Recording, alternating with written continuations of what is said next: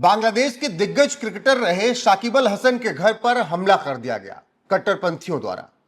अब यह हमला इसलिए किया गया क्योंकि शाकिब अल हसन सपोर्टर किसके हैं? शेख हसीना के। वो शेख हसीना जो निर्वासित है बांग्लादेश से, क्योंकि बांग्लादेश में कट्टरपंथी जिहादियों ने वहां का बेड़ा गर्क कर रखा है। तख्ता पलट हुआ, शेख हसीना भारत में आकर रह रही थी। अब इतने सालों के बाद शेख हसीना ने प्रेस कॉन्फ्रेंस की। इस प्रेस कॉन्फ्रेंस में शाकिब अल हसन भी जुड़े।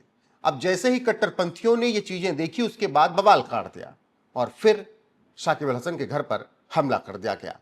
आपको जानकारी देते चलें कि बांग्लादेश के पूर्व क्रिकेटर शाकिब अल हसन के घर को पेट्रोल डालकर जलाने की कोशिश की गई। 5 अगस्त को उनके घर पर पेट्रोल बम फेंका गया, साथ ही पत्थर बरसाए गए जिससे खिड़कियां टूट गई।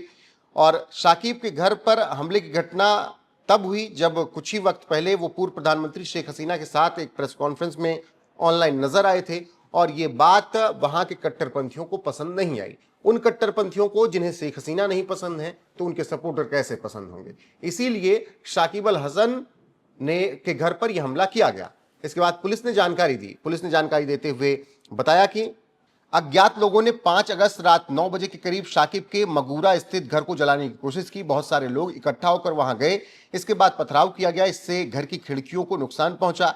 फिर पेट्रोल बम जैसी चीजें फेंककर घर जलाने की कोशिश की गई। हमलावरों की पहचान नहीं हो पाई। घर के आसपास अब पुलिस बल नियुक्त किया गया है।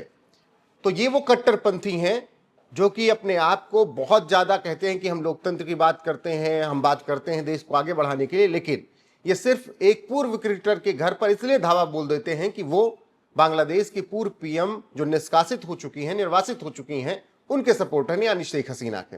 ये तो शुक्र मनाइए कि शाकिब अल हसन बांग्लादेश को लात मारकर निकल चुके हैं। वो अमेरिका में रहते हैं क्योंकि पता है इन जाहिलों कट्टरपंथियों के बीच में रहेंगे तो मारे जाएंगे। और यही वजह है कि उन्होंने अमेरिका को अपना ठिकाना चुन लिया है और इसी कारण उनकी जान बची, वरना उनके साथ कल कुछ भी हो सकता था। शाकिब अल हसन बांग्लादेश में काफी लंबे वक्त से नहीं रह रहे हैं, वो अमेरिका में सेटल हो गए हैं। पिछले साल बांग्लादेश में सत्ता परिवर्तन के बाद उन्होंने यहां से अपना बोरिया बिस्तर बांध दिया था। वो शेख हसीना के पार्टी के सांसद रहे और उनके समर्थक हैं। शेख हसीना ने साल 2025 में बांग्लादेश छोड़ दिया था। इसके बाद पहली बार 5 अगस्त को उन्होंने प्रेस कॉन्फ्रेंस की 2026 में। इसे नई दिल्ली के foreign correspondent club of south Asia ने आयोजित किया और इस दौरान शाकिब अल हसन भी ऑनलाइन जुड़े नजर आए और फिर यही बात कट्टरपंथियों को चुभ गई और इसलिए प्लेयर के पीछे वो पड़ गए। ऐसा प्लेयर जिसने बांग्लादेश को काफी नाम दिया, बांग्लादेश के लिए अच्छी क्रिकेट खेली। शाकिब ने बांग्लादेश के लिए 71 टेस्ट, 247 वनडे, 129 टी20 इंटरनेशनल मैच खेले।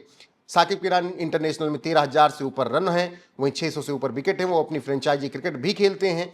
उन्होंने बांग्लादेश की ओर से खेलने की इच्छा जताई है, लेकिन सत्ता परिवर्तन के बाद बांग्लादेश में जो सरकार बनी उसने उनके ऊपर केस कर दिया और इसके बाद फिर शाकिब अल हसन की जान खतरे में है। क्रिकेट तो बड़ी दूर की बात, अब उनको पूर्व क्रिकेटर ही समझ लीजिए, क्योंकि शाकिब अल हसन को ये बीएनपी वाली सत्ता जब तक है उनको बांग्लादेश की क्रिकेट में नहीं खिलाया जाएगा। हालांकि लंबे वक्त तक वो क्रिकेट खेले और कमाल का प्रदर्शन उन्होंने बांग्लादेश के लिए किया है, लेकिन इन कट्टरपंथियों को उससे मतलब नहीं है। इनके लिए सबसे बड़ी बात है जिहाद।